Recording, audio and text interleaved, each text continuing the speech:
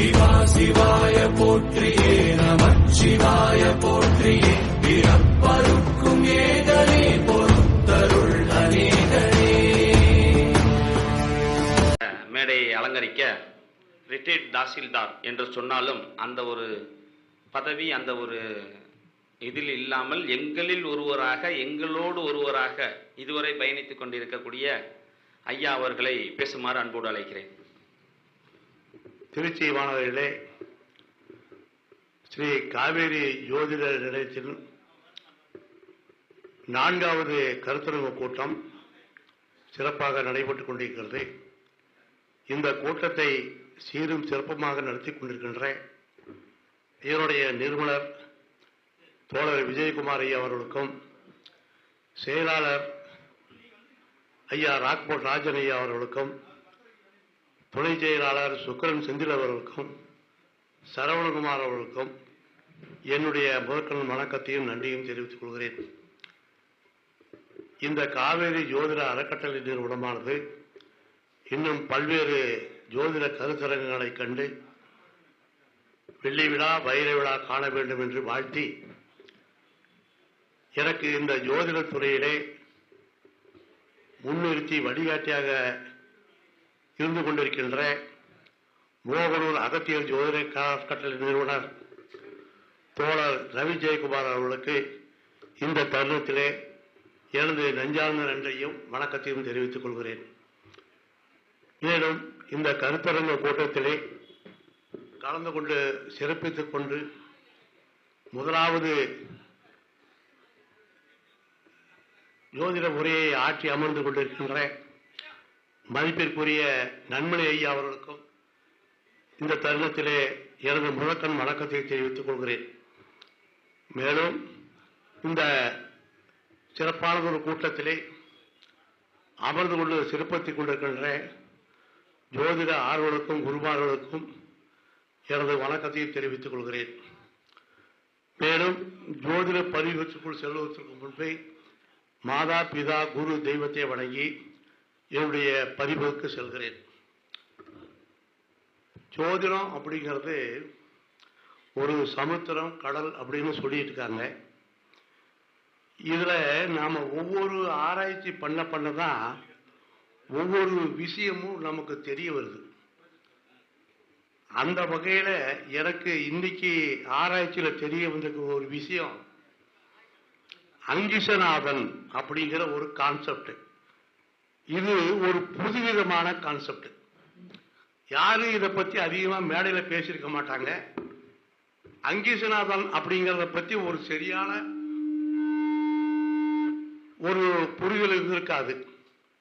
ஆனா நன்மணி ஐயா சொல்லும் போது என்ன சொன்னார்னா, மேலோட்டமா ஒரு ஜாதகத்தை பார்த்தா ஒரு பலன் வருது, ஆனா உள்ள போய் டீப்பா பார்த்தா இன்னொரு பலன் வருது. அப்போ நாம மேலோட்டமா பார்க்கறதா இல்ல உள்ள போய் பார்க்கறதா அப்படிங்கறத கான்செப்டுக்கு அவர் சொன்னார். ஆனா அதையும் தாண்டி உள்ள போய் பார்க்கணும் அப்படிங்கிறது தான் இந்த அங்கீசநாதன். இந்த அங்கீசநாதனை பார்த்தோம் அப்படின்னோம்னா தசா புத்தியில நமக்கு எந்த பிரச்சனை இருந்தாலும் இந்த அங்கீசநாதன் வலுவா இருந்துச்சு அப்படின்னா அந்த தசா புத்தி அவருக்கு சாதகமான பலனை தரும் அப்படிங்கிறது தான் ஒரு கான்செப்ட். இப்போ அங்கீசநாதனை எப்படி கண்டுபிடிக்கிறது அப்படிங்கிறது நமக்கு வேணும்ல. இப்போ மொத்தம் இருக்கிறது 27 நட்சத்திரம். இப்போ 27 நட்சத்திரத்தை 3 மண்டலமா பிரிக்கிறாங்க. என்ன மண்டலம்? மேச மண்டலம், சிம்ம மண்டலம், தனுசு மண்டலம் 3 மண்டலமா பிரிச்சிருக்கிறாங்க.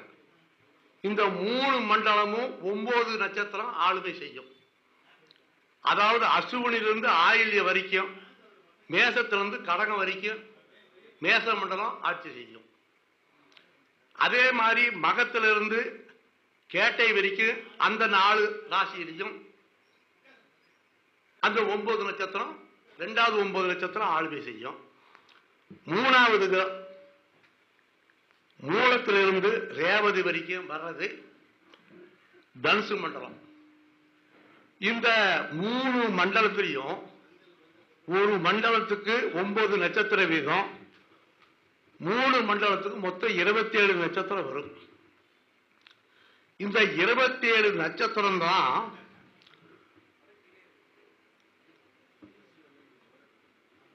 அங்கிசநாதனா வருவாங்க.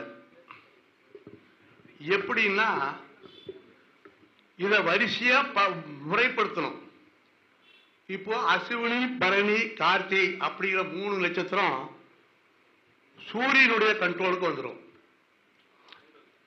அதுக்கப்புறம் ரோகிணி, மிருகசீரிடம், திருவாதிரை அப்படிங்கிற சந்திரனுடைய கண்ட்ரோலுக்கு வந்துடும். அதாவது சந்திரன் அங்கிசநாதனா வருவார். முதல்ல 3 நட்சத்திரத்துக்கு சூரியன் அங்கிசநாதனா வருவாரு. அடுத்த 3 நட்சத்திரத்துக்கு சந்திரன் அங்கிசநாதனா வருவாரு. அதுக்கப்புறம் புனர்பூசம், பூசம், ஆயில்யத்துக்கு செவ்வாய் அங்கிசநாதனா வருவாரு. இப்போ ஒவ்வொரு கான்செப்டுக்கும் ஒவ்வொரு மண்டலத்துக்கும் இந்த 3 கிரகம் தான் அங்கிசநாதா வருவார். 3 நட்சத்திரத்துக்கு ஒரு அங்கிசநாதன் அப்படின்னு வச்சோம்னா இந்த 9 நட்சத்திரத்துக்கு 3 நட்சத்திரம் முடிஞ்சு போச்சு. அடுத்து 3 கிரகம் என்ன வரும்னா புதன், சுக்கிரன், புதன், குரு, சுக்கிரன். இந்த 3 அடுத்த செக்மெண்ட்ல வரும். அதாவது மகத்துல இருந்து ஆரம்பிச்சு கேட்டை வரைக்கும் வரிசையா மகம், பூரம், உத்தரம் அப்படிங்கிறது புதன் அங்கிசநாதனா வருவார். அஸ்தம், சித்திரை, சுவாதி அப்படிங்கிறது குரு அங்கிசநாதனா வருவார். விசாகம், அனுசம், கேட்டை அப்படிங்கிறது சுக்கிரன் அங்கிசநாதனா வருவார். இது 2வது செக்மெண்ட். 3வது செக்மெண்ட் பார்த்தோம்னா மூலம், பூராடம், உத்திராடம் அப்படிங்கிற செக்மெண்ட் பார்த்தீங்கன்னா சனி வந்துருவார். திருவோணம், அவிட்டம், சதயத்துக்கு ராகு வருவார். பூரட்டாதி, உத்திரட்டாதி, ரேவதிக்கு கேது வந்துருவார். இந்த 9 கிரகத்துக்கும் 3 நட்சத்திரமா தன்னுடைய ஆளுமைக்கு உட்பட்டு இருக்கும் அப்படின்னு பேரு. இங்க அஸ்வினி, பரணி, கார்த்திகை அப்படிங்கிறது அந்தந்த கிரகத்தை வெறும் எடுக்கக்கூடாது. வரிசையா 3 கிரகம் சூரியன் கண்ட்ரோல்ல வந்துடும். அப்படிங்கிற கான்செப்ட் தான். இப்ப வரிசையா 3 கிரகம் அந்தந்த கிரகத்தினுடைய கண்ட்ரோல்ல வந்துடும். இதுதான் அங்கிசநாதன் பேரு.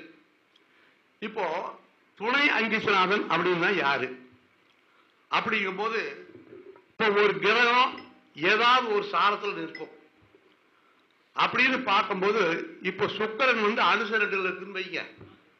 இந்த அனுச நட்சத்திரம் எந்த கிரகத்தினுடைய கட்டுப்பாட்டில் இருக்கு அப்படின்னோம்னா சுக்கிரன் கட்டுப்பாட்டில் இருக்குது. புரியுதுங்களா? சுக்கிரன் கட்டுப்பாட்டில் இருக்குது. அப்போ சுக்கிரன் தான் அங்கிசநாதன் பேரு. அந்த சுக்கிரனுக்கு சுக்கிரனே அங்கிசநாதன் வந்தார்னா அந்த திசை அவருக்கு சிறப்பை கொடுக்கும் அப்படின்னு அர்த்தம். இப்போ அனுச 2 அப்படிங்கிற நவாம்சத்தில் எங்க இருக்கும் அப்படின்னு பார்த்தீங்கன்னா கண்ணீர் இருக்கும். அனுச 2 கண்ணீரை வந்துடும். அப்ப அந்த கண்ணீரை 2 வரும்போது அந்த ராசிக்குடிய அதிபதி புதன். அப்போ அந்த புதன் தான் துணை அங்கிசநாதனா வருவார் சுக்கிரனுக்கு. அப்போ சுக்கிரன் அப்படின்னு ஒரு கார கிரகத்தை எடுத்தீங்கன்னா அதுக்கு அனுச 2 இருந்தாரு அப்படின்னா அனுசங்கிறது சுக்கிரன் அங்கிசநாதனா வருவாரு, புதன் துணை அங்கிசநாதனா வருவார். இதுதான் கான்செப்ட். ஒவ்வொரு கிரகத்துக்கும் எப்படி அங்கிசநாதனா எடுக்கிறது, எப்படி துணை அங்கிசநாதனா எடுக்கிறது அப்படின்னு வச்சுக்கலாம். இப்போ ஒரு திசை நடக்குது. இந்த அங்கிசநாதருக்கும் இந்த துணை அங்கிசநாதருக்கும் என்ன வேலை அப்படின்னு பார்த்தோம்னா திசையை கரெக்டா பிடிக்கலாம். இப்போ காரக கிரகம் அப்படிங்கிறது சுக்கிரன். அவர் லக்னத்துக்கு 6, 8 பலனை இருந்துட்டான்னு வைங்க. அப்போ அந்த திசை அவருக்கு சாதகமான பலனை தர அப்படிங்கிறது ஒரு கருத்து. அதே சுக்கிரன் டக்குனு காரகத்துல அந்த பாவத்துல சரியா அவருக்கு காரக கிரகம் 6, 8 பலனை மறைஞ்சதுனால அந்த திசை சரியா வராதுன்னு டக்குன்னு சொல்லிடக்கூடாது. அந்த சுக்கிரன் வாங்கின அங்கிசநாதன் யாரு, அந்த அங்கிசநாதன் துணை அங்கிசநாதன் யாரு, இவங்க 2 பத்தி நம்ம உள்ள போய் பார்க்கணும். டக்குனு எழுத்தம் கவுத்தம் சுக்கிரன் 6, 8 இருக்கிறாரு, இந்த திசை அவருக்கு சாதகமா வராதுன்னு நம்ம சொல்லிடக்கூடாது. எப்படி ஒரு கான்செப்டுக்குள்ள உள்ள போனாதான் நம்ம நல்ல ஒரு கிரகம் மேலோட்டமா பார்த்தோம்னா ஒரு பலனை கொடுக்குது, அது சாரத்தினுடைய நோக்கி பார்த்தோம்னா அது ஒரு பலனை கொடுக்குது. அதே மாதிரிதான் இது அங்கிசநாதனுக்கு உள்ள போகணுங்கிறது. அங்கிசநாதனுங்கிறது இன்னும் மைனூட்டு, ரொம்ப தெளிவா உள்ள போய் பார்க்கறது தான் அங்கிசநாதன், அந்த துணை அங்கிசநாதன். இப்போ சுக்கிரன் கிரகம் திசை நடத்தினா அப்படின்னா அந்த சுக்கிரன் 6, 8 இருந்துட்டான்னு வைங்க, அப்ப அந்த திசை அவருக்கு சாதகமான இல்லை அப்படிங்கிறது தெரிஞ்சு போச்சு. இப்போ இதே அந்த சுக்கிரனுக்கு சுக்கிரன் அது நமக்கு அதே அங்கேஷனாக வரதுனால அதுவும் 6, 8 தான் இருக்கும். அப்போ சுக்கிர திசை நமக்கு தெரியல அப்படின்னு அர்த்தம். சுக்கிர திசையில சுக்கிர புத்தி அவருக்கு வேலை செய்யாது அப்படிங்கிற முடிவுக்கு வந்துடலாம். இப்போ துணை அங்கேஷனாவது வலுவா இருக்காருன்னு வைங்க, சப்போஸ் புதன் அந்த லக்னத்துக்கு மறையாமலோ இல்ல அஸ்தகம் நீச்சம் அடையாமலோ இல்ல நல்ல நல்ல கேந்திர துறையோரத்தில் இருந்தாருன்னா சுக்கிர திசையில புதன் புத்தியில வலுவா அவருக்கு செய்ய வேண்டியதை செஞ்சிடும் அப்படிங்கறதான் கான்செப்ட். எடுத்தோம் போனா வருத்தம்னா ஒரு கிரகம் இப்படி கிரகத்துக்கும் பார்த்துக்கலாம், புத்திநாதனுக்கும் பார்த்துக்கலாம். இப்படி ஒரு தசா புத்தியை கணக்கு வச்சு அந்த தசா புத்தி அவருக்கு நல்லது நடக்குமா அவருக்கு கெட்டது நடக்குமா, அந்த புத்தி அவருக்கு சாதகமா இருக்குதா இல்லையான்னு பார்க்கறதுக்கு தான் இந்த அங்கேஷநாதன் வேலை. ஏதோ போனா வந்தோம் கவுத்தம் போனா வந்தோம்னு சொல்லணும்படி யதார்த்தமா சொல்லிடக்கூடாது. அதோட உள்ள ஆராய்ச்சி பண்ணி பார்க்க தான் ஒவ்வொரு கிரகத்தினுடைய வலிமை என்னன்னு தெரியும், அந்த திசை நமக்கு சாதகமா இருக்குதான்னு தெரியும்.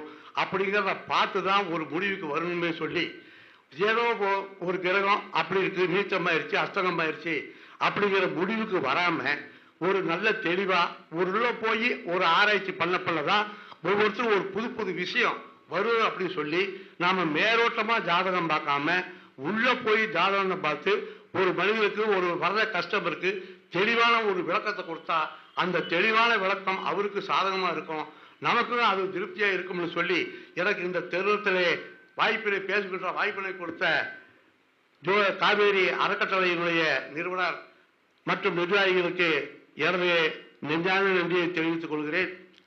மீண்டும் அடுத்த ஒரு நல்ல பதிவிலே உங்கள் அனைவரை சந்திக்கின்றேன்.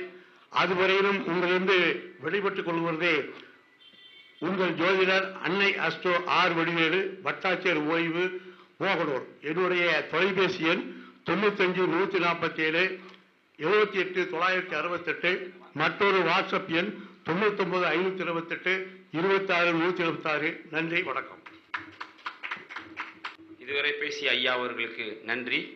அவர்களை மதிப்பு செய்வதற்கு எங்களுடைய சங்கத்தினுடைய உறுப்பினராக இருக்கக்கூடிய சாத்தை ஐயா அவர்கள் மதிப்பு செய்வார்கள்.